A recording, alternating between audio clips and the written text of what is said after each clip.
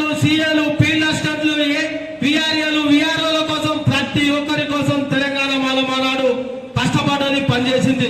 దాని తర్వాత తెలంగాణలో కాదు యావత్ భారతదేశంలో ప్రమాదం వస్తుందని పసిగట్టి జాతీయ మాల మానాడుగా ఏర్పాటు చేసి జాతీయ లెవెల్లో పోరాటం చేస్తామని చెప్పిన దయాకర్ అన్న గారికి మనం ఎంతైనా రుణపడవలసిన అవసరం ఉన్నది.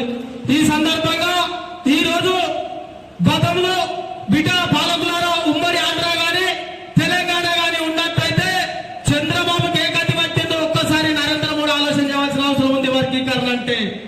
ఆ తర్వాత రాజ్యాంగాన్ని మారుస్తా అంటే ఈ రోజు ఇక్కడ ఉన్న వెల్మతోర కేసీఆర్ కి ఏ గతి పట్టిందో ఒక్కసారి నరేంద్ర మోడీ వెనుకలు చూసుకోవాల్సిన అవసరం ఉంది.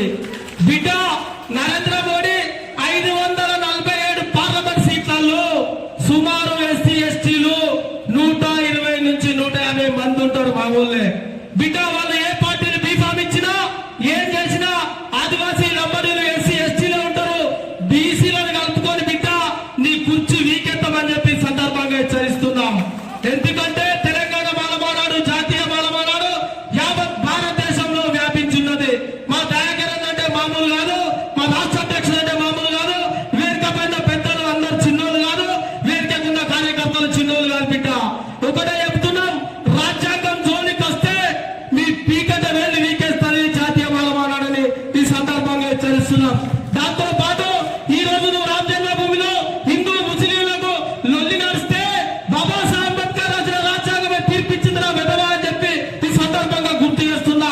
ఈ రోజు ఇందిరాగాంధీ ప్రధాని అయినా కూడా మహిళలకు గుళ్ళోకి ప్రవేశం లేదన్నా కూడా మా నాయన బాబాసాహెబ్ అంబేద్కర్ రాజ్యాంగం రాసిండ్రా మతవాద శక్తులారా అని చెప్పి ఈ సందర్భంగా తెలియజేసి దచ్చుకున్నా. ఇంకొక విషయం, మీరు ఏమి చేసినా ఎన్ని కుట్రలు పొందినా ఏం చేసినా ఒక బీజేపీ పార్టీ తోటి ఏం కాదు.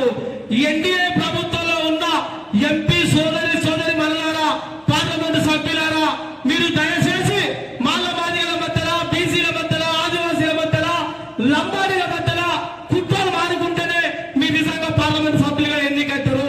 లేకపోతే మిమ్మల్ని చిత్తుగా ఓడగొట్టి వారికి నచ్చిన పార్టీకి ఓట్లేసే రీతిలో మరొక్కసారి ఎలక్షన్ల ముంగట మా జాతీయ కమిటీ మీకు సరైన గుణపాఠం చెప్పిన రీతిలో దేశమంతటా మా దయాకర్ ఢిల్లీలో కానీ జంతర్మంతర్లో కానీ ఒక ప్రెస్ మీట్ పెట్టి మీ స్పీకర్ ఇసుక పరిస్థితుల్లో మా అన్న వాయిస్ ఉంటుందని చెప్పి ఈ సందర్భంగా హెచ్చరించడం జరుగుతుంది. ఇంకొక విషయం, ఈ రోజు తెలంగాణ మాల మానాడు వర్గీకరణ పేరుతో ఎస్సీ ఎస్టీ అట్రాసిటీ చట్టం పోతుందంటే మా సుధాకర్ నెంబడి, మా దయాకర్ నెంబడి, వాళ్ళ కృష్ణ ఇంకా మనకు పంచాయతీ ఎందుకు అవసరం లేదు. ఇక నన్ను